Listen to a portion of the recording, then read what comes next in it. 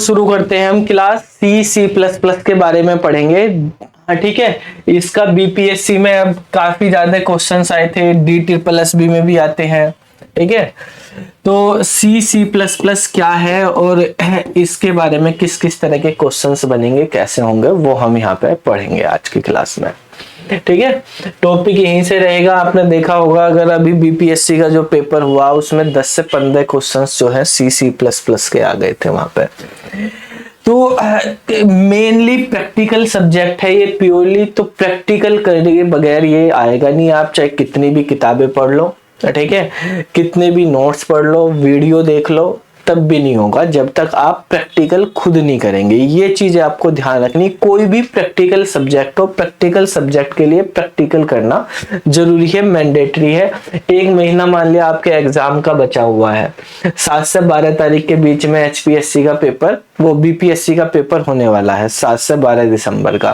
Form तो fill होने start हो ही गए हैं। तो वहां पर बेटा आपको मेन प्रोग्रामिंग लैंग्वेज की बात करें तो सी प्लस प्लस एक ही प्रोग्रामिंग है, तो इसकी आप मेन अच्छे से प्रैक्टिस कर लो। बाकी MySQL तो नॉर्मल है ही। तो अब सबसे पहला इशू ये आएगा कि सर हमें ये किस में प्रैक्टिस करें, कौन से सॉफ्टवेयर में प्रैक्टिस करें, क्योंकि अगर हम बात करते हैं IDE की तो सी प्लस प्लस के भी बहुत सारे IDE हैं। ठीक है, IDE का मतलब होता है इंटीग्रेटेड डेवलपमेंट इन्वायरमेंट। ये हमारे पास कुछ प्रोग्रामिंग सॉफ्टवेयर होते हैं, ऐसे सॉफ्टवेयर होते हैं जो किसी दूसरे सॉफ्टवेयर को बनाने में हेल्प करते हैं, उनको हम IDE बोलते हैं, इंटीग्रेटेड डेवलपमेंट इन्वायरमेंट। ठीक है, तो हमें उस IDE में प्रैक्टिस करनी, क्योंकि थोड़ा थोड़ा डिफरेंस हो जाता है। IDE से रिलेटेड भी कुछ उसकी फंक्शनैलिटी, उसके फीचर से रिलेटेड भी क्वेश्चंस आ जाते हैं पेपर में, जिससे रिलेटेड हमारे एग्जाम में पेपर में क्वेश्चन आएंगे, वो देखेंगे। तो जो अभी पेपर हुआ था बीपीएससी का, कोई बच्चा बताएगा कि उसमें कौन से IDE से रिलेटेड क्वेश्चंस थे? सी प्लस प्लस के थे, कुछ जो है IDE के फीचर से रिलेटेड भी थे, और वो सब टर्बो के बेस पे थे।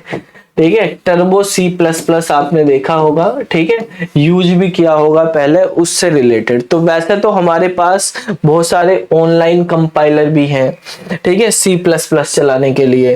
सी की प्रोग्रामिंग और सी प्लस प्लस की दोनों की चल जाती है, क्योंकि IDE सी प्लस प्लस के नाम से ही आते हैं सारे के सारे। ठीक है, डेवलपर सी प्लस प्लस भी है, टर्बो सी प्लस प्लस भी है। ठीक है, तो हमें बेसिकली अभी प्रैक्टिस करनी है जो इस वाले सॉफ्टवेयर पे करनी, टर्बो सी प्लस प्लस पे। ठीक है, तो वैसे अगर कुछ दूसरे डिपार्टमेंट में देखें तो वहां पे दूसरे अब जो नए सॉफ्टवेयर डेवलपर वगैरह हैं उनमें भी पहुंचे जाते हैं, लेकिन बीपीएससी वालों को अगर करनी तो इस वाले सॉफ्टवेयर पे आप प्रैक्टिस करें। जो इस बार क्वेश्चंस आए थे वो इसी से रिलेटेड आए थे। ठीक है, लेकिन अगर आपके पास ये भी हो जाता है कि सर हमारे पास तो सॉफ्टवेयर नहीं है, कैसे इंस्टॉल करें, ये टर्बो वाला सॉफ्टवेयर बहुत सारों को इशू रहता है कि विंडो 10 में नहीं चल रहा, 7 में पुराने वालों में चलता था, फुल स्क्रीन नहीं आता।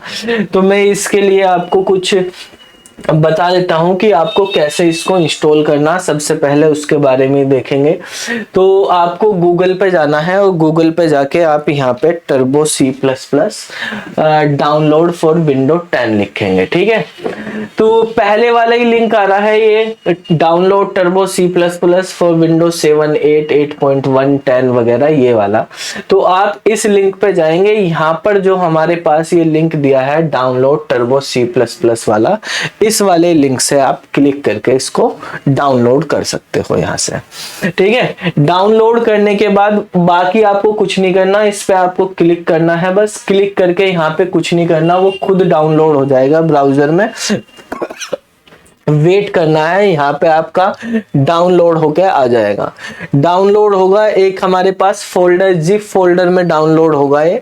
तो जिप फोल्डर में होगा तो आपको उस फोल्डर को ओपन कर लेना है। फोल्डर को ओपन करेंगे, यहाँ पे आपके पास टर्बो सी प्लस प्लस आएगा, एक सेटअप का ऑप्शन, उस सेटअप को आपको रन कर देना है। बस सेटअप रन करने के बाद ही आपका ये चल जाएगा, और कुछ नहीं आपको करना, इंस्टॉल कर देना है। ठीक है, नेक्स्ट वगैरह तो करना ही आता है।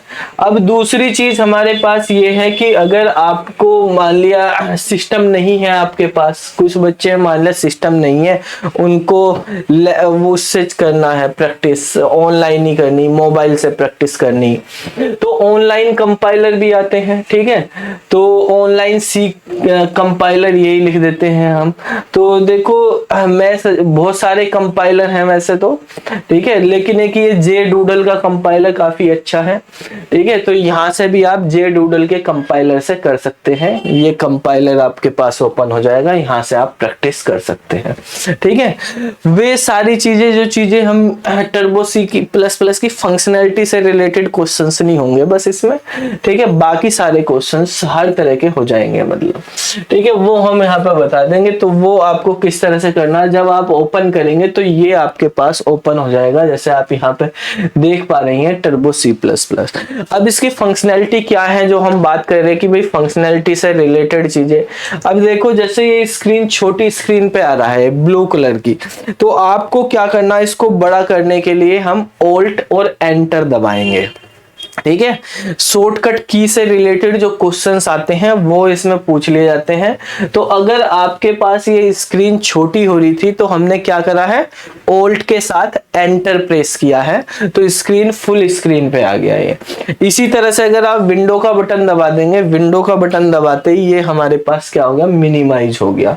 मिनिमाइज होके यहाँ पे टक्स बार पे आ जाता है, वापस करोगे छोटी स्क्रीन पे बन गया यहाँ पे। ठीक है, तो क्योंकि जब ये फुल स्क्रीन पे चलेगा तो बाकी चीजें आप कर नहीं पाओगे। अगर आपको यहाँ छोटी स्क्रीन पे चलाना, छोटी स्क्रीन पे आप चला सकते हो और उसके साथ दूसरा काम कर सकते हो, देख सकते हो। लेकिन अगर आपको बड़ी स्क्रीन पे, फुल स्क्रीन पे करना, तो हमें क्या करना पड़ेगा, इस पे ऑल्ट और एंटर यहाँ पे प्रेस करना पड़ेगा। इस पे पहले क्लिक करेंगे यहाँ पे और फिर हमें यहाँ पे ऑल्ट के साथ एंटर प्रेस करना पड़ेगा, तो ये फुल स्क्रीन पे हो जाएगा। तो सबसे पहला तो हमारे पास ये जो आईडी है Turbo C plus plus. C plus plus के नाम से है, सी के नाम से नहीं, इसमें सी प्लस प्लस दोनों के प्रोग्राम चल जाएंगे। ठीक है, जो आपको जे डूडल बताया उसमें आप कोई सी भी प्रोग्रामिंग, उसमें सारे कंपाइलर हैं, सबके आप यूज कर सकते हो। कुछ हमारे पास इसकी शॉर्टकट की आपको ध्यान रखनी। पहले हम इसका इंटरफेस के बारे में बात करेंगे, जो सॉफ्टवेयर है उसका इंटरफेस क्या है, क्योंकि इस बार भी एक दो क्वेश्चन शायद इंटरफेस का आया था। तो की वगैरह, जैसे अगर आपको की से सॉफ्टवेयर से रिलेटेड हेल्प देखनी, हेल्प आप कोई से भी सॉफ्टवेयर में जाओ, विंडोज के अंदर किसी भी चीज की से रिलेटेड अगर आपको हेल्प ओपन करनी, तो क्या शॉर्टकट की होती है, पता है किसी को? शॉर्टकट की हेल्प के लिए विंडोज में F1 होती है, तो यहां पर भी F1 होगी। सेव की शॉर्टकट की क्या होती है, अगर प्रोग्राम आपने बनाया उसको सेव करना, तो सेव की शॉर्टकट की होती है F2। ठीक है, अगर ओपन करना इसमें किसी, ये आप नोट कर लो, अगर आप नोटबुक लेके साथ में बैठे ही होंगे, जो मैं बोल रहा वो आप साथ के साथ नोट करते चलेंगे।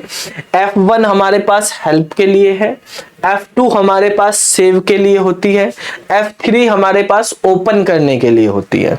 ठीक है, ओपन करेंगे तो F3 होगी।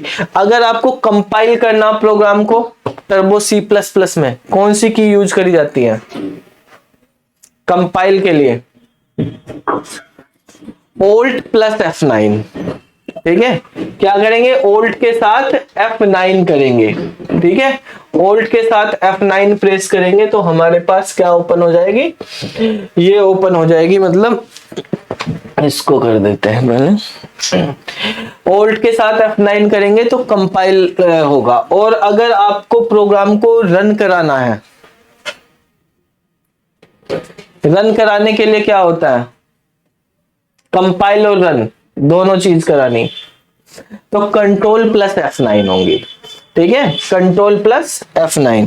तो ये कुछ शॉर्टकट कीज हैं, ये आपको ध्यान रखनी। पहले हमने बात करा F1, F1 जो है यहाँ पे हेल्प के लिए यूज होती है। दूसरी हमारे पास F2 है, F2 ओपन करने के लिए। वो सेव करने के लिए है, कोई फाइल आपने बनाई उसको आपको सेव करना, तो आप F2 प्रेस करेंगे।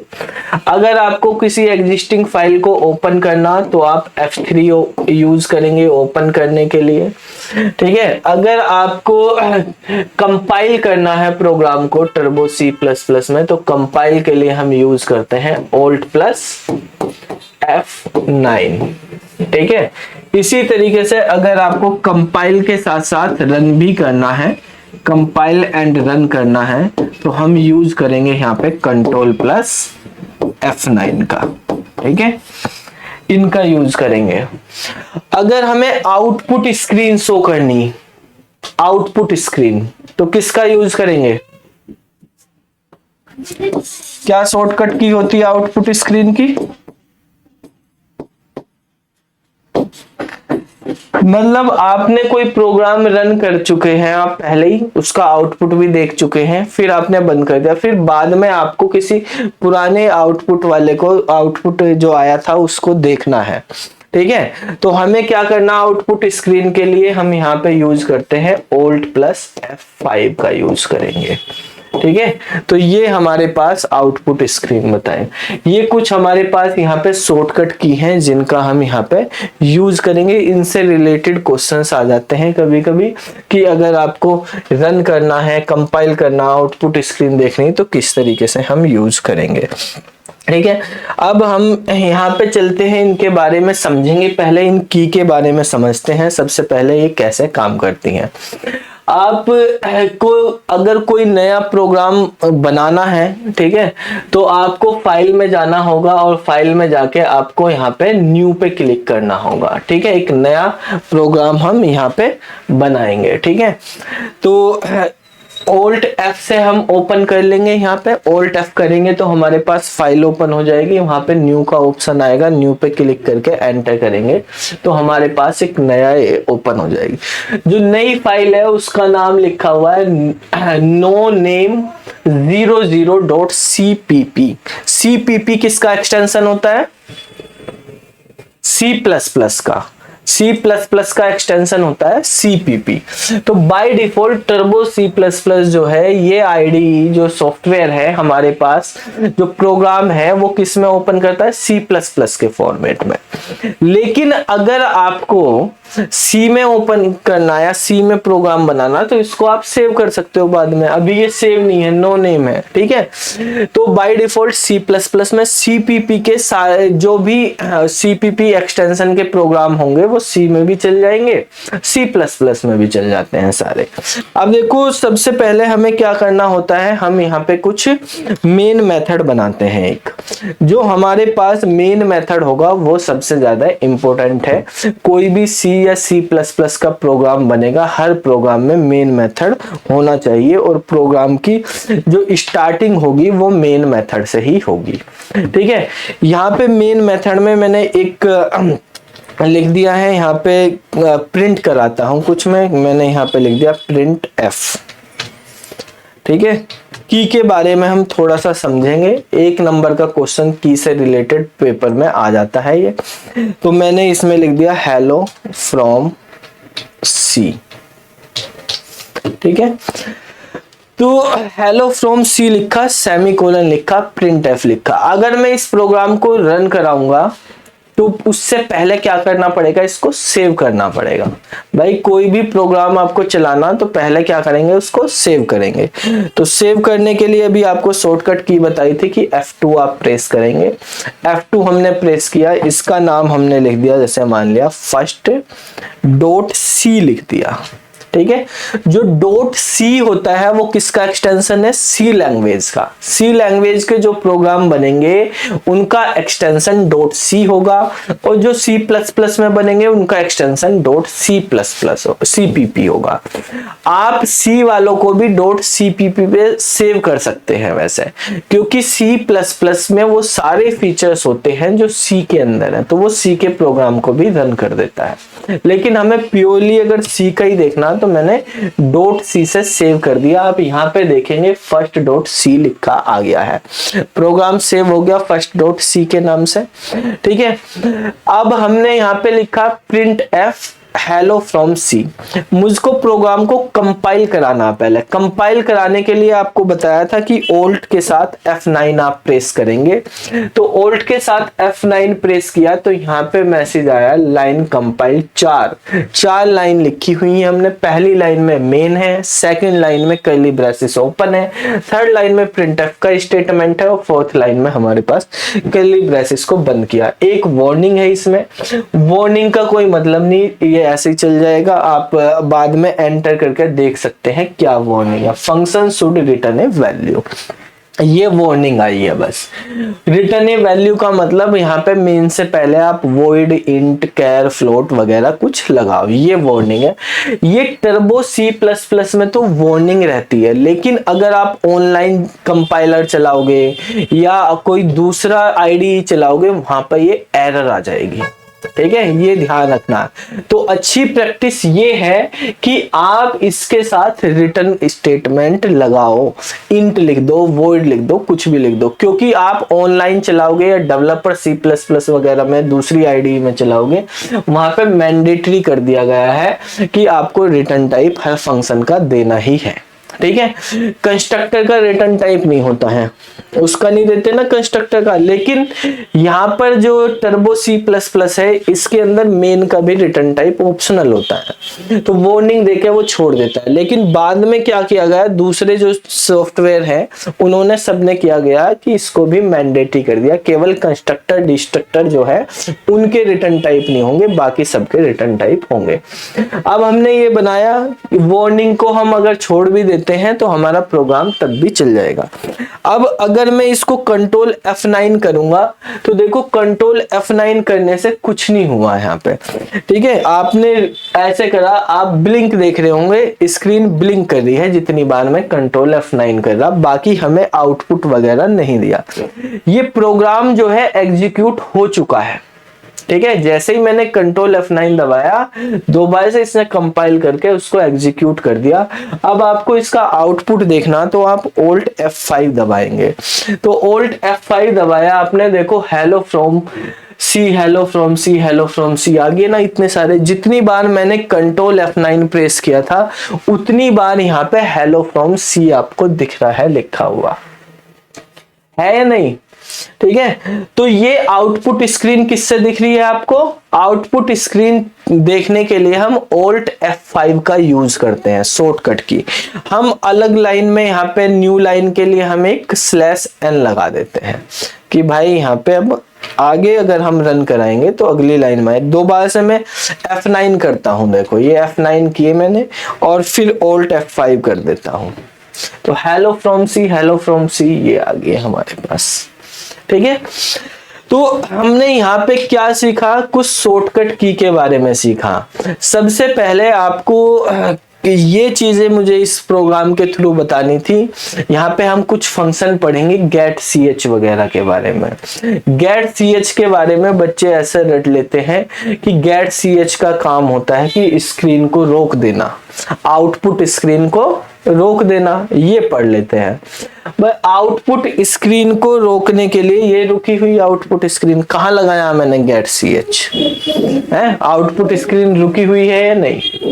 ठीक है, तो ये चीजें आप टर्बो C++ में सीख पाएंगे अच्छे से, इन फंक्शन की फंक्शनैलिटी क्या होती है। बाकी में हमारे पास get ch का यूज ही नहीं होता, डेवलपर या ऑनलाइन वगैरह करोगे उसमें get ch वगैरह आपको लगाने की जरूरत नहीं। आप इस प्रोग्राम में और भी कुछ चीजें देख रहे होंगे कि हमने कोई भी हेडर फाइल का यूज नहीं किया, एक भी हेडर फाइल नहीं है इसमें। ठीक है, केवल मेन लिखा हमने, printf लिख दिया और डायरेक्ट चल गया। तो क्या क्या चीज है यहाँ पे, इनको हमें थोड़ा सा समझना कि बिना हेडर फाइल के कैसे प्रोग्राम चल गया।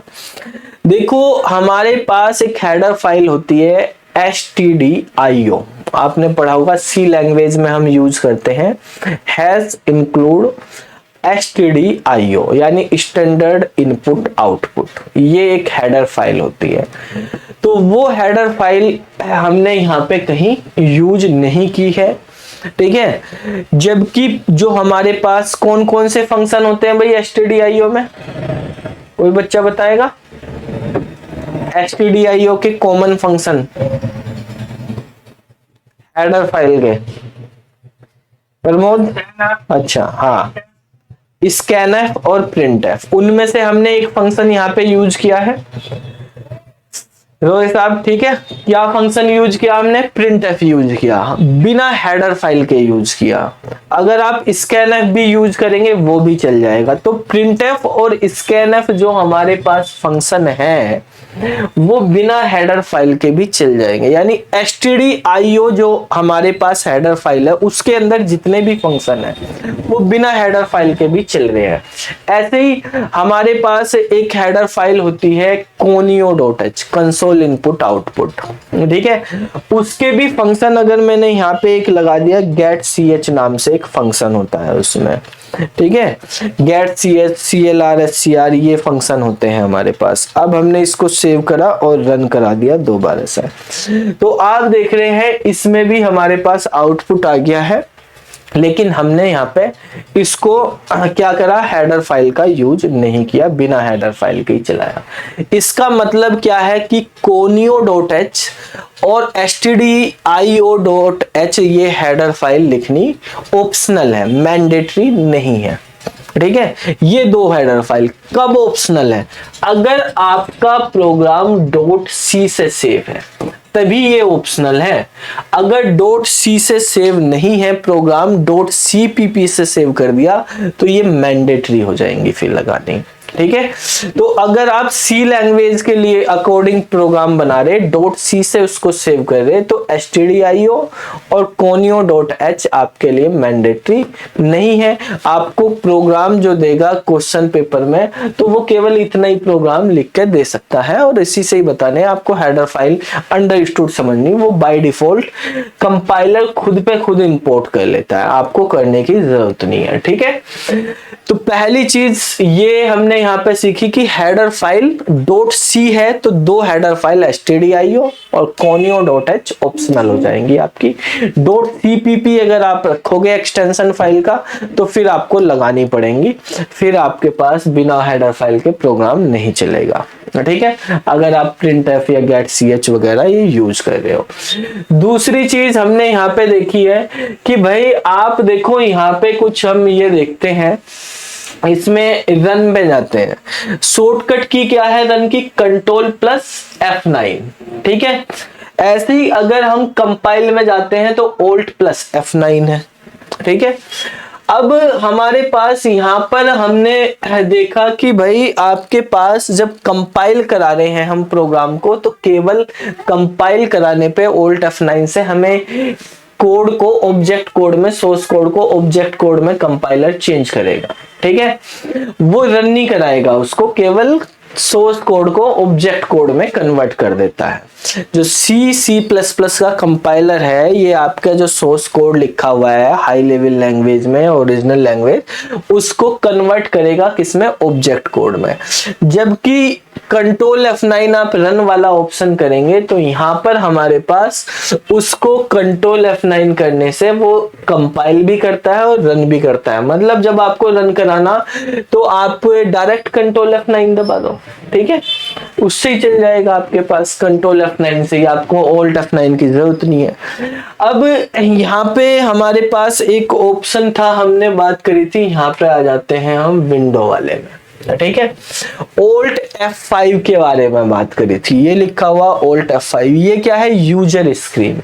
यूजर स्क्रीन कौन सी स्क्रीन होती है? यूजर स्क्रीन आउटपुट स्क्रीन है आपके पास, जहां पे यूजर इंटरेक्ट करता है, यूजर को आउटपुट मिलता है या यूजर अपना इनपुट वहां पे रख सकता है, उसको बोलते हैं हम यूजर स्क्रीन। Alt+F5 से आप देख सकते हैं। आपने अगर get ch नहीं लगाया तो जब आप रन कराते हैं तब उस टाइम पे आपको आउटपुट नहीं दिख रहा था, ठीक है। तो वो आउटपुट आप बाद में जाके Alt+F5 से देख सकते हैं। get ch अगर आप लगा देते हैं यहाँ पे प्रोग्राम में और Ctrl+F9 ही करते हैं डायरेक्ट, तो आपको फिर यूजर स्क्रीन की जरूरत नहीं है, यहीं से होगी आपके पास काम, ठीक है। अब यहाँ पे हम एक चीज और देखते हैं कि जैसे पिछले वाला प्रोग्राम है ये ऊपर, ये वाला फर्स्ट डॉट सी है, ये हेलो डॉट सी वाला प्रोग्राम है इसके ऊपर हमारे पास, ठीक है। तो ये वाला प्रोग्राम हमें हटाना, पुराने वाला केवल यही रखना, तो हम यहाँ पे F5 कर देंगे, केवल F5, ओनली F5 प्रेस करेंगे तो पूरी स्क्रीन पे यही प्रोग्राम आ गया, वो पीछे के प्रोग्राम हट गए हैं सब, ठीक है। तो और क्या करना है, F5 को प्रेस करना है।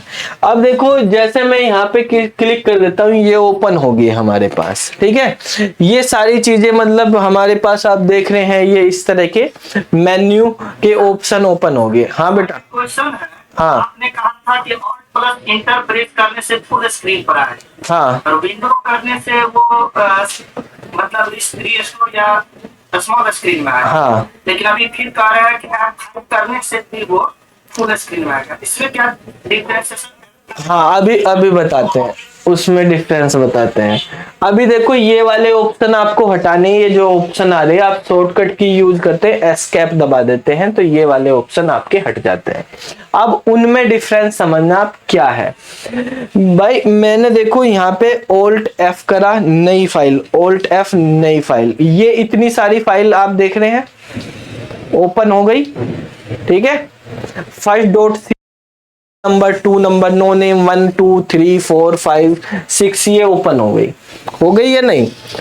अब मुझको ये फर्स्ट वाली 1 वाली 2 3 4 5 ये बंद कर देनी है, केवल 6 वाली रखनी है, ठीक है। तो F5 दबा दूंगा, इसका मतलब ये है। बाकी हट गई, पूरी स्क्रीन पे क्या आ गई, 6 वाली, यानी जो भी फाइल सबसे बाद में ओपन करी थी वो वाली फाइल आ गई, बाकी फाइलें क्लोज हो गई। ये है फाइल का मतलब, ठीक है। अब अगर एक साथ आपने मल्टीपल फाइल ओपन की हुई है, जैसे अब ये 7 नंबर ओपन होगी, 8 नंबर होगी, ठीक है, 9 नंबर होगी, 10 नंबर होगी। अब लेकिन आपको 6 वाले पे ही जाना, अगर F5 कर दोगे तो स्क्रीन पे कौन सी फाइल रह जाएगी, 10 नंबर वाली। लेकिन आपको जाना है 6 नंबर वाली पे, तो 6 नंबर वाली पे जाके आप क्लिक कर दो 6 नंबर वाली पे, तो 6 नंबर वाली रहेगी। 7 वाली पे करते तो 7 वाली आ जाती, बाकी बंद हो जाएंगी, वही रह जाएगी। समझ आ गई, ठीक है। तो ये हमारे पास है। अब मुझको वापस से वही फाइल ओपन करनी जो हमने बंद कर दी थी, क्या किस नाम से, फर्स्ट डॉट सी से करी थी, तो F3 प्रेस करेंगे और यहाँ पे टाइप कर देंगे फर्स्ट डॉट सी, ठीक है, एंटर करेंगे, वो फाइल हमारे पास ओपन होके आ जाएगी, ठीक है। तो इस तरह से ये हमारे पास कुछ इसके, आपको जैसे मान लिया कर रहे हैं, किसी बच्चों के बहुत दिनों से प्रैक्टिस छूट रही होगी तो याद नहीं रहेंगे, कंफ्यूज, जब प्रैक्टिस करने बैठेंगे तो उनको बार बार ऐसी चीजें ओपन होके आती रहेंगी स्क्रीन पे, वो कैसे हटाए, तो प्रॉब्लम हो जाती है, सर हो नहीं रहा है, बच्चों के आते हैं मेरे पास क्वेरी, तो मैंने इसीलिए आपको इंटरफेस से थोड़ा सा ये बताया। इसी तरह से अगर देखो यहाँ पर मैंने राइट क्लिक कर दिया स्क्रीन पे, जो ब्लू स्क्रीन आ रही थी, राइट क्लिक, तो इस तरह की कुछ चीजें ओपन होके आ गई, ये हेल्प इंडेक्स होगी। अब ये हेल्प इंडेक्स हट नहीं रही और कुछ कुछ खुले जा रहा है यहाँ पे, तो बच्चे कंफ्यूज हो जाएंगे कि सर क्या करें, हमारा जो प्रोग्राम है वो नहीं आ रहा है। तो अब ये हेल्प स्क्रीन कैसे हटे, तो ब्लू पे वापस से आपको क्लिक कर देना, वो हट जाएगी आप।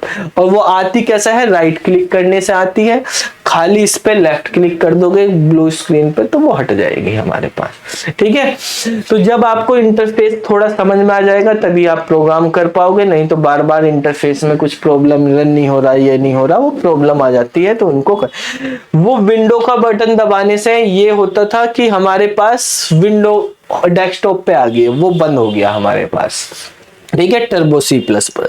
अब ये जब यहाँ पे डेस्कटॉप पे छोटी स्क्रीन पे इसको बड़ा करने के लिए है ऑल्ट एंटर, ठीक है। वो वाला F5, दूसरा F5 है, वो मल्टीपल प्रोग्राम खुले हुए तो सबसे लास्ट वाले प्रोग्राम को ही ओपन करेगा, बाकी को क्लोज कर देगा, ठीक है।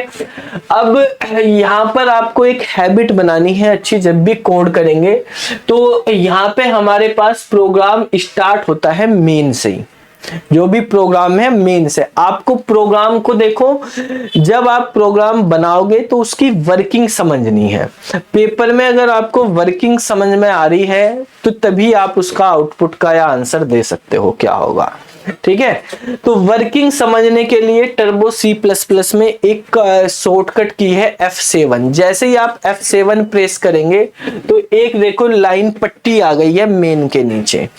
ये बता रहा है जैसे ही कंपाइलर ये वर्किंग कैसे करता है। कंपाइलर का काम बताया कि कंपाइलर सबसे पहले कौन सी लाइन को देखेगा इस प्रोग्राम में।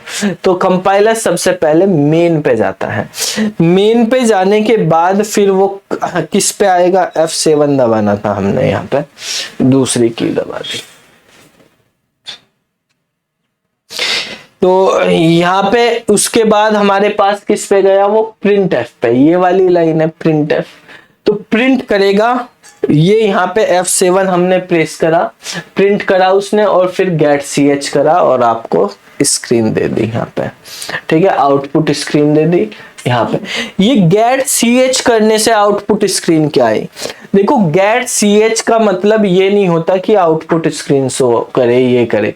गेट CH का मतलब है आपको यूजर को, मतलब गेट CH आपको यूजर स्क्रीन पे ले जाएगा और यूजर स्क्रीन पे जाके यूजर से एक इनपुट की डिमांड करेगा, और वो इनपुट कोई भी की हो सकती है। जैसे यूजर कोई की प्रेस करेगा तो वो क्या करेगा, वापस से यहीं पर आ जाएगा, उसको मिल गया। गेट CH जो है एक इनपुट का फंक्शन है। जैसे स्कैनफ इनपुट का होता है, गेट CH भी होता है, गेट CH भी होता है, गेट कैर भी होता है। तो ये सारे के सारे इनपुट फंक्शन है, यूजर से इनपुट लेने के लिए यूज करे जाते हैं। ठीक है, तो जब हमारे पास, जब हम इसको यहाँ पे आप देख रहे हैं रन करते हैं प्रोग्राम को, तो यहाँ पे ये प्रोग्राम आपको आउटपुट दिखाने के लिए नहीं रुका हुआ कि आउटपुट पढ़ लो।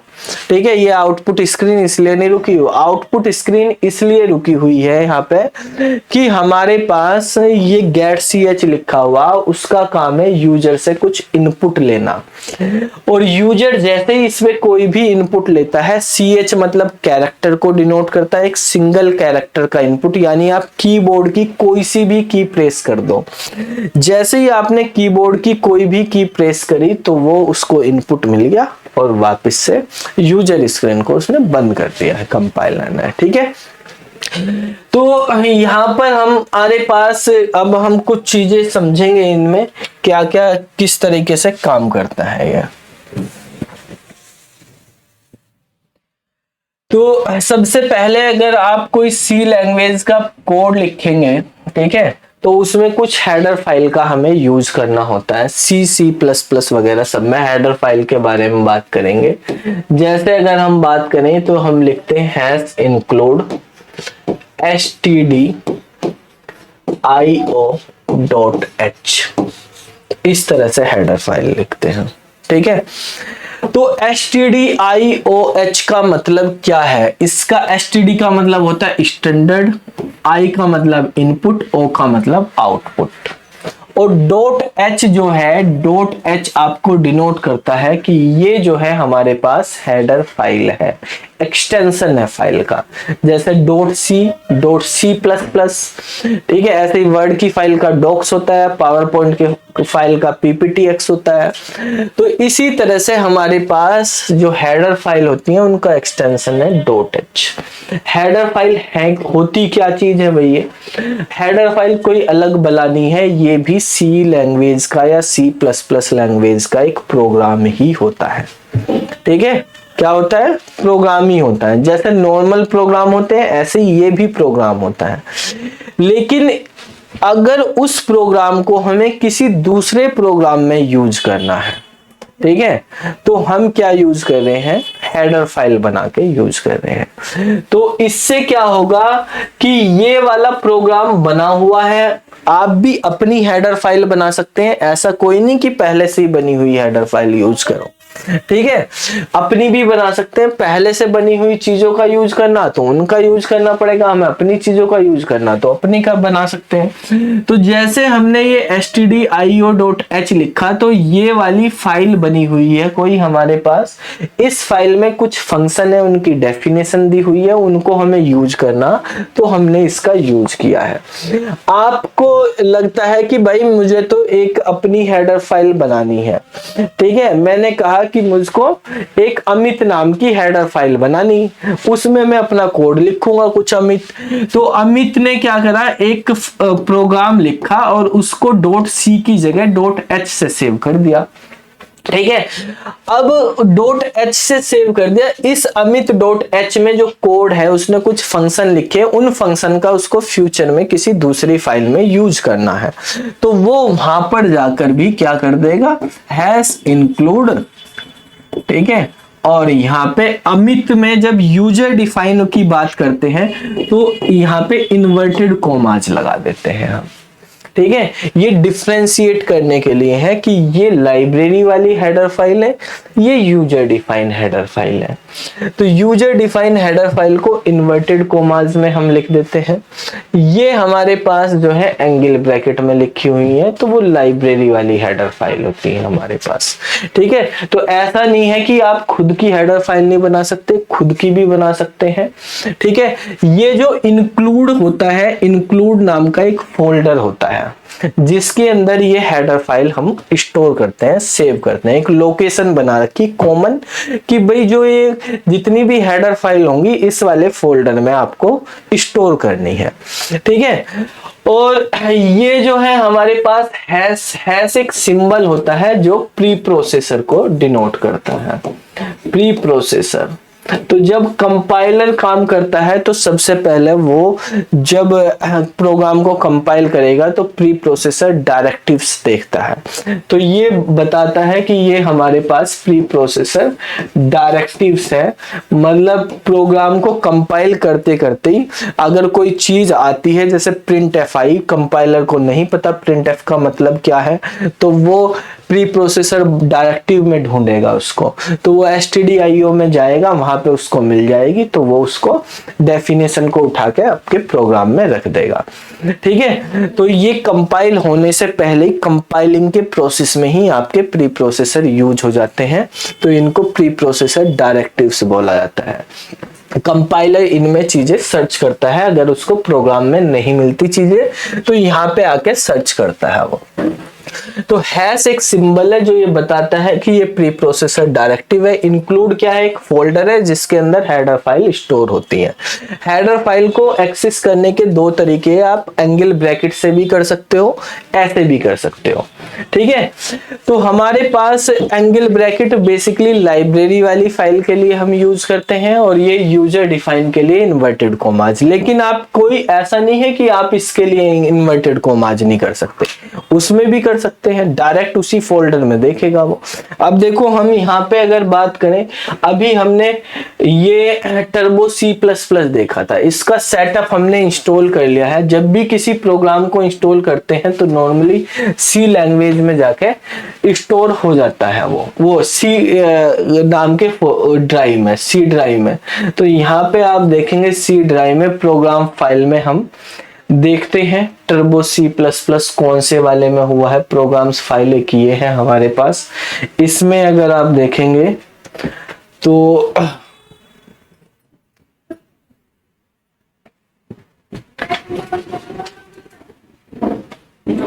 ये रहा टर्बो C++, ठीक है। C ड्राइव में डायरेक्ट यहाँ पे हो गया। यहाँ पे आप इंक्लूड नाम का एक फोल्डर, स्क्रीन में बहुत ब्लर आ रही होगी ना क्योंकि वाइट हो रहा है ना, हाँ तो वाइट पे कोई नहीं। चलो देखो यहाँ पे बेटा हम इंक्लूड नाम के फोल्डर में जाएंगे, ये इंक्लूड नाम का फोल्डर है, इसमें ये सारी हेडर फाइल होती हैं, आप देख रहे हैं बाय डिफॉल्ट जैसे ही आप टर्बो C++ को इंस्टॉल करोगे तो आपको 47 हेडर फाइल मिलेंगी। ये टोटल 47 हेडर फाइल है। इसमें ये stdio.h भी है, conio भी, ये सारी हेडर फाइल है। एक sys नाम का फोल्डर होता है, 3 उसमें होती है, टोटल 50 हेडर फाइल। ये लाइब्रेरी हेडर फाइल होती है टर्बो C++ की, जो ऑलरेडी प्रोग्राम में होती है। ठीक है, तो हमारे पास ये बेटा 50 हेडर फाइल है। बाकी आपको कोई इंस्टॉल करनी है या बनानी है तो आप यहाँ पे ही इसमें कर देते हैं। तो इंक्लूड वगैरह का मतलब क्या होता है? इंक्लूड एक फोल्डर होता है जिस फोल्डर से हमें वो हेडर फाइल फैच करनी होती है। ठीक है, ये बताया जाता है कि वो हेडर फाइल कहाँ है, उसका पाथ दे रहे हैं हम जब हेडर फाइल को डिनोट करते हैं। अब आपके पास ये प्रोग्राम है, यहाँ पे इस प्रोग्राम में हम हेडर फाइल को लिखते हैं और यहाँ पे समझते हैं कैसे काम करेंगे। मैंने लिखा जैसे हैश इंक्लूड और यहाँ पे लिख दिया stdio.h।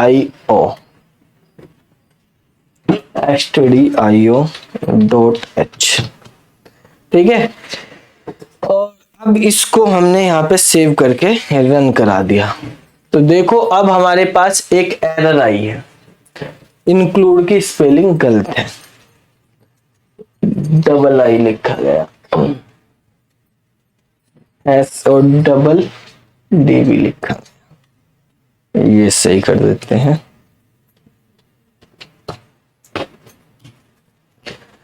अब इसको हम रन कराएंगे तो आपके पास ये आउटपुट आ गया यहाँ से। ठीक है, हेडर फाइल जो हमने यूज करी है हैश इंक्लूड stdio.h, ये ऑप्शनल होती है, .c से कर रखा हमने, तो नहीं भी कर रहे थे तब भी हमारे पास चल जा रहा था। अब देखो कोनियो वाली करनी है मुझको। ठीक है, तो मैं यहाँ इन्वर्टेड कोमास से भी आपको बता देता हूँ कि आप इन्वर्टेड कोमास से भी कर सकते हैं। यहाँ पे ये लगाया, ठीक है, सेव करा प्रोग्राम, रन करा दिया तो भी आपका प्रोग्राम चल गया है। ठीक है, तो हमारे पास ऑप्शन है कि आप इन्वर्टेड कोमास और किससे एंगल ब्रैकेट दोनों से लिख देंगे। प्रोग्राम पेपर में आ गया, ऐसा नहीं करना कि गलत हो गया भाई आपका। ठीक है, तो दोनों का यूज किया जा सकता है, दोनों से हम यूज करके लिख सकते हैं यहाँ पर। अब देखो जो अब भी हम इसको प्रोग्राम को रन कर रहे हैं, हमारे पास हर बार एक हेलो फ्रॉम सी बढ़ता जा रहा है, क्योंकि पुराने वाला जो आउटपुट है वो भी स्क्रीन पे है और जो नया हम रन कर रहे हैं नया आउटपुट आ रहा है वो भी स्क्रीन पे है। अगर आपको पुराने वाला हटाना है स्क्रीन से तो आप यहाँ पे CLRSCR लिख देंगे। ठीक है, ये होता है हमारे पास क्लियर स्क्रीन करने के लिए। ये आपको ऑनलाइन वगैरह प्रोग्राम चलाओगे वहां पे नहीं लिखना है। ठीक है, ऑनलाइन कोई प्रोग्राम चला रहे या डेवलपर C++ दूसरा कोई सॉफ्टवेयर यूज कर रहे वहां पे CLRSCR नहीं चलेगा। ठीक है, बहुत सारे बच्चे में यहाँ वीडियो रिकॉर्डेड में देखते हैं कोर्स और उसमें देखते हैं वो करते हैं, फिर ऑनलाइन कह रहे CLRSCR में सर हमारी एरर आ रही है। भाई वो एरर इसलिए आ रही क्योंकि वहां पे क्लियर स्क्रीन नहीं होता। क्यों नहीं होता ये कारण समझते हैं। यहाँ पे जो टर्बो C++ है, यहाँ पे जो आउटपुट आता है आपको एक ही आउटपुट स्क्रीन है उसी पे आता रहता है। ठीक है, वो हाइड हो जाती है, ये आ जाती है, फिर जब हम उसको देखते हैं आउटपुट स्क्रीन को ये हाइड हो जाती है, वो आ जाती है। ठीक है, जबकि हम दूसरे कुछ सॉफ्टवेयर की बात करें या ऑनलाइन कंपाइलर की बात करें उसमें हर बार एक नई आउटपुट स्क्रीन जनरेट होती है। जैसे ही आप क्लोज करते हो तो पुरानी आउटपुट स्क्रीन ही हट जाती है, क्लोज हो जाती है। ठीक है, तो वहां पर क्लियर करने का कोई मतलब ही नहीं क्योंकि हर बार नई ही आउटपुट स्क्रीन जनरेट होती है। ठीक है, नई यूजर स्क्रीन आती है तो इसलिए वहां पे क्लियर करने का कोई मतलब नहीं, उन्होंने अपने उससे CLRSCR हटाया हुआ है। तो आप CLRSCR वहां पे स्टार्टिंग में यूज नहीं कर सकते हैं। ठीक है, यहाँ पे अब हमने लगाया, रन कराया तो अब केवल हेलो फ्रॉम सी हमारे पास लिखा हुआ है, जो पुराना था वो डेटा सारा हट गया है। ठीक है। तो अब हर बार जब भी रन कराओगे एक ही आएगा, क्योंकि एक ही बार लिखा हुआ, पुराना आउटपुट यहाँ से हट जाएगा। ठीक है, समझ में आ गया।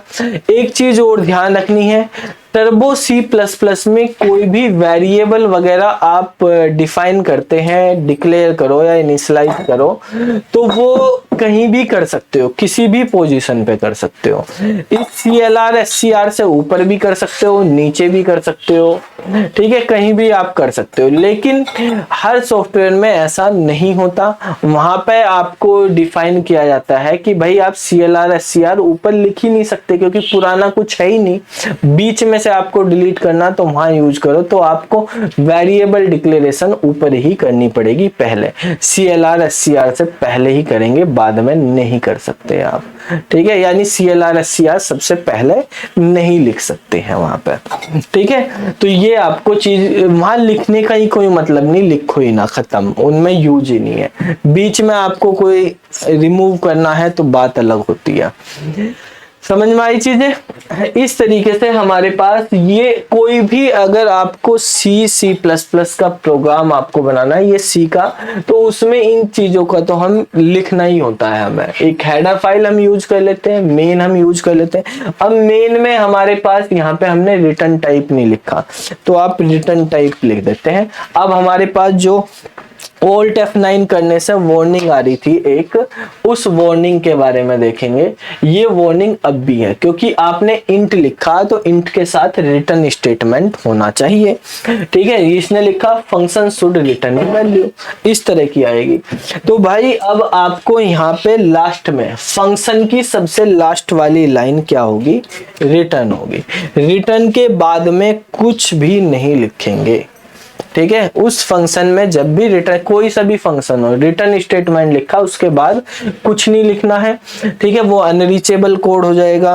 अगर कुछ और लिखोगे आप, उस कोड का कोई मतलब नहीं। अब देखो, अब कोई वार्निंग नहीं, कोई एरर नहीं, प्रोग्राम आपका सही है, रन कराएंगे आप, आपके पास आउटपुट आ जाएगा। ठीक है, थोड़ा सा इसके बारे में देखेंगे कि हमने इंट लिखा, तो मैं क्या यहाँ पे 0 ही लिख सकता हूँ या कुछ, जो मर्जी वो लिख दो। ठीक है, 0 लिखने से मतलब नहीं है, आपने 10 लिख दिया। ठीक है, अब आप देखेंगे यहाँ पे, अब भी आपका प्रोग्राम चल रहा है। 10 भी तो एक इंटीजर है, लेकिन अब मैं कहता हूं कि भाई मुझे इंटीजर नहीं लिखना, मैं फ्लोट में लिखता हूं। 5.9 लिख दिया मैंने। अब आपने रन कराया, ठीक है, तो क्वेश्चन आपसे पेपर में ऐसे ही कंफ्यूज करने वाले पूछ सकता है कि भाई यहाँ पे वार्निंग आएगी या एरर आएगी, नहीं आएगी।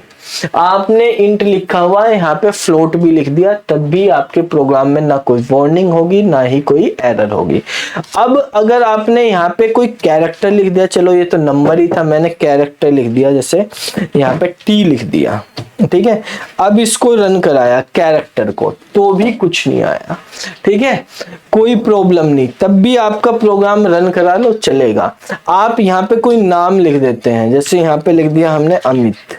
ठीक है, तो यहाँ पे अब इसको रन कराया हमने, कंट्रोल F9 कर देते हैं, तो अब एरर आएगी। क्यों? क्योंकि अमित है स्ट्रिंग, और स्ट्रिंग C++ में कैसे लिखी जाती है, डबल कोट में। ठीक है, ये होगी डबल कोट में।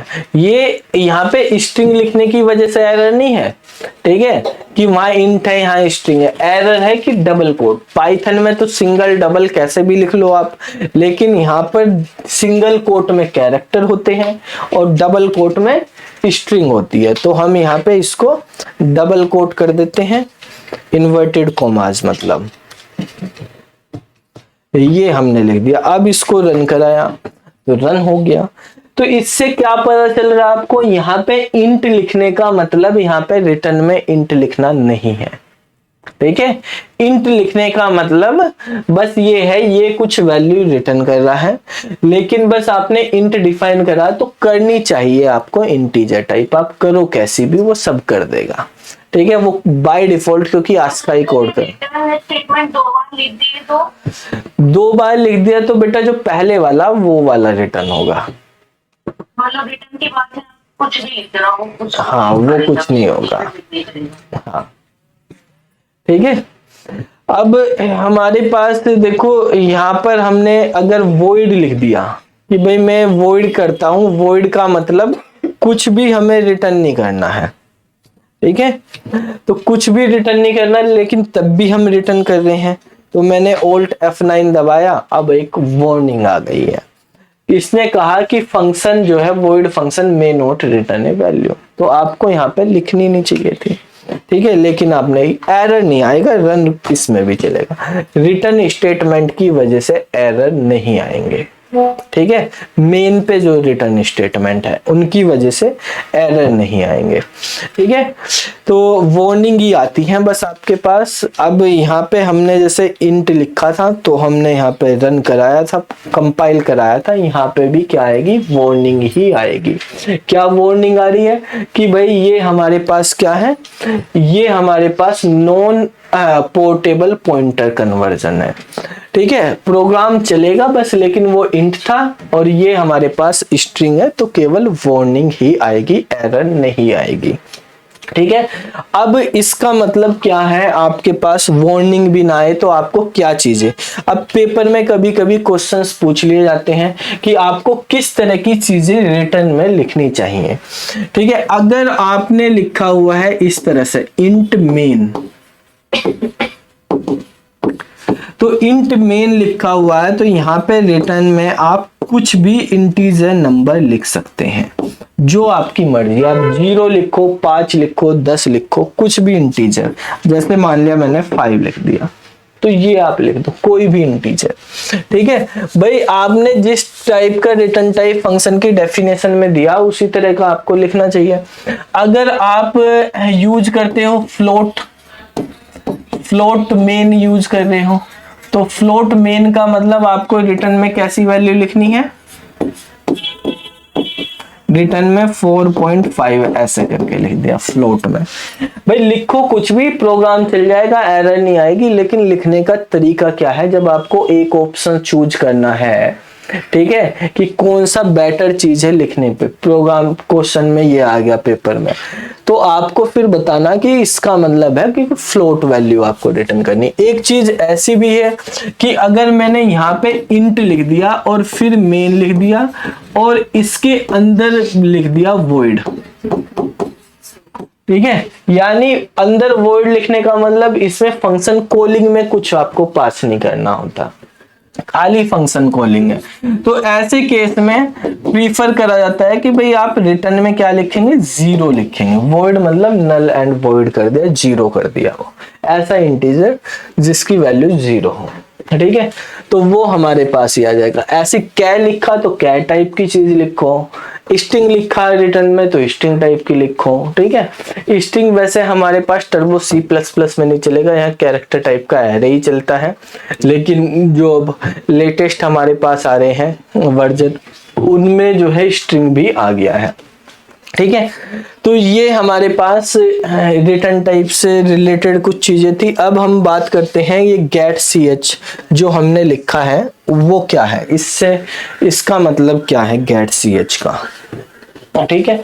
ये वाली लाइन है गेट ch वाली लाइन, क्या इस लाइन के बगैर हमें आउटपुट स्क्रीन नहीं मिलेगी।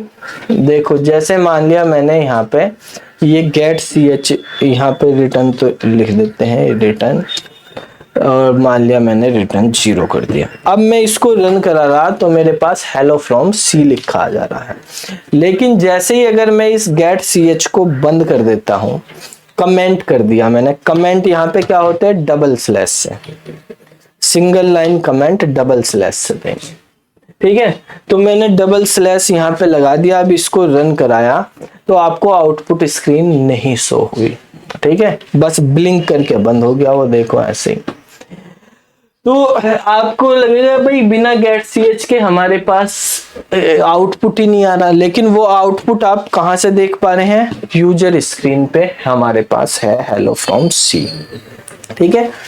ये गेट ch लास्ट में ही लिखना है क्या, ऐसा भी कोई जरूरी नहीं है, गेट ch आप कहीं भी लिखो, ठीक है। अगर मान लिया हमने यहाँ पे देखो कुछ स्टेटमेंट लिखे, गेट ch लिख दिया यहाँ पे, और उसके बाद फिर 2 बार से printf लिखा और उसमें लिख दिया इंडिया, तो अगर अब मैं इसको रन कराऊंगा प्रोग्राम को, एक सेमीकोलन रह गया है। तो यहाँ पे प्रोग्राम रन कराया तो हेलो फ्रॉम सी लिखा आया है, इंडिया लिखा हुआ नहीं आया।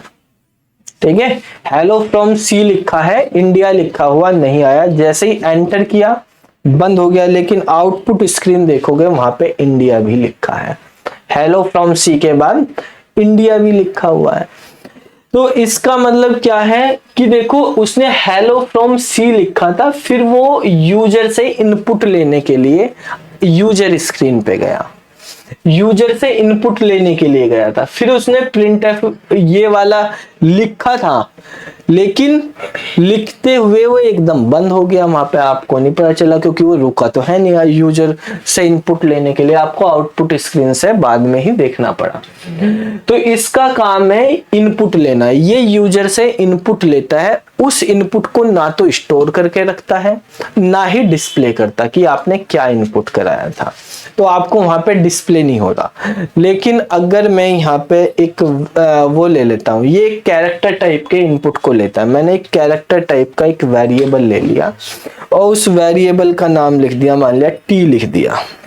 ठीक है, और जो भी हम यहाँ पे की इनपुट करेंगे उसको टी में स्टोर कर दिया। अब टी की वैल्यू मुझे प्रिंट करानी है, प्रिंट एफ। ठीक है, कैसे कराते हैं भाई किसी वेरिएबल की वैल्यू? कोई कैरेक्टर है तो %c लिखते हैं और यहाँ पे %, बस c लिख देंगे ओनली। ठीक है, c की वैल्यू हमें लिखनी है। अब हमने इसको रन कराया है यहाँ पे F9। ठीक है, तो हमारे पास देखो यहाँ पे जब हम क्या सर वो कॉमा के बाद सी नहीं आएगा ना, CHER सब इसको अच्छा फिल करवाना है ना। टी लिखा था हमने, टी लिखा था, कैरेक्टर को नहीं टी को, उसका नाम हमने टी लिखा है कैरेक्टर का, तो यहाँ पे टी लिख दिया। ठीक है, यहाँ पे रन करा देते हैं।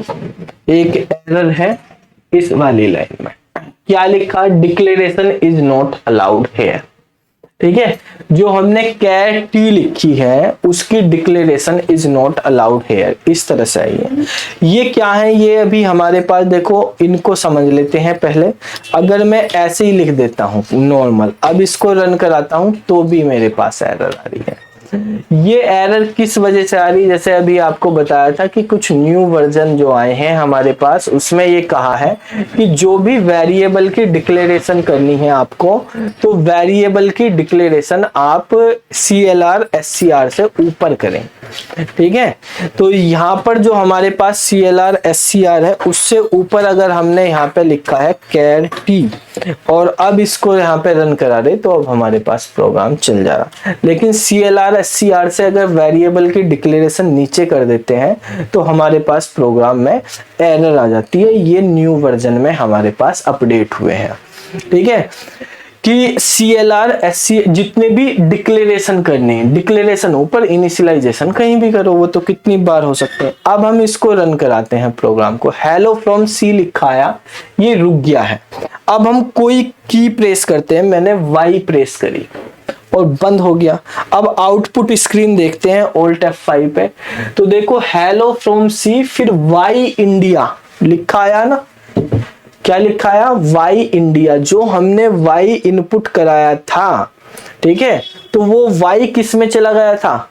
जो T नाम का कैरेक्टर वेरिएबल बनाया और उसको हमने फिर प्रिंट कराया था। तो यहाँ पे Y प्रिंट हुआ, फिर ये इंडिया प्रिंट हुआ। समझ आया?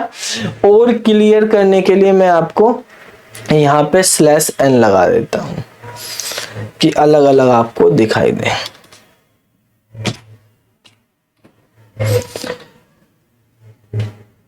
इसके बाद भी /n लगा देते हैं अगली लाइन के लिए। अब देखो हम रन कराते हैं, यहाँ पे अगली लाइन में आ गया। मैं यहाँ पे P लिखता हूं, इस बार बंद कर दिया। आउटपुट स्क्रीन आप देखेंगे तो आउटपुट में क्या आएगा? हेलो फ्रॉम सी, P और इंडिया। ठीक है, इस तरह से। तो आपसे पेपर में पूछ लिया कि भाई एक स्टेटमेंट लिखा हुआ है और उस स्टेटमेंट में यूजर ने ये इनपुट दिया, तो आउटपुट स्क्रीन क्या आएगी कि आपको एक कोड दे दिया पेपर में कि मेन लिखा हुआ है और मेन में हमने यहाँ पे लिखा हुआ है कैर टी या सी जो भी लिखना, और T equal to get C H, ठीक है। और यहाँ पर फिर हमने प्रिंट करा दिया कि प्रिंट एफ, और यहाँ पे % ऑफ सी, और यहाँ पे हमने लिख दिया टी। तो आपसे पूछा कि इस प्रोग्राम का आउटपुट क्या आएगा अगर यूजर जो है, यूजर स्क्रीन पे क्या प्रेस करता है, पी प्रेस करता है। तो आप ये नहीं लिखेंगे कि कुछ आउटपुट नहीं आएगा, ये क्या प्रिंट करेगा, पी ही प्रिंट करेगा। ये कोड क्या प्रिंट करेगा, पी।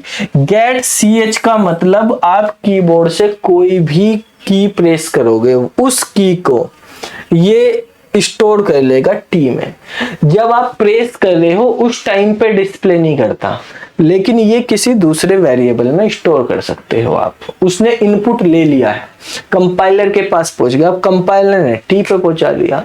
जब आप नहीं ले रहे थे, नहीं उसको देख रहे थे, तो आपको लग रहा था कुछ हो ही नहीं रहा इससे, लेकिन उससे हो रहा है, वो यूजर से इनपुट ले रहा है और इनपुट को आप उसको रीयूज कर सकते हो।